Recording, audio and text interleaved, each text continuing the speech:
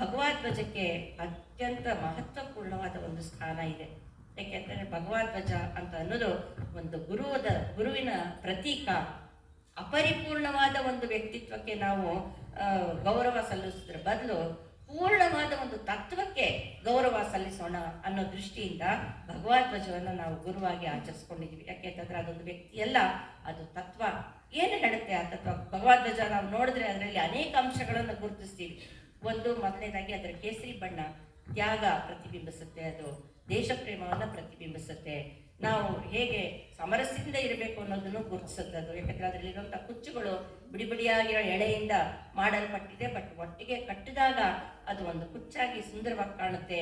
ಅದೇ ರೀತಿ ನಮ್ಮ ದೇಶದ ಎಲ್ಲರೂ ಕೂಡ ನಾವು ಬಿಡಿ ಬಿಡಿಯಾಗಿ ಇರುವಂಥವರು ಒಟ್ಟಿಗೆ ಸೇರಿದ್ರೆ ಸಂಘಟನೆ ಸಾಧ್ಯವಾಗತ್ತೆ ಅಂತ ಹೇಳಿ ಅದು ಸೂಚಿಸುತ್ತೆ.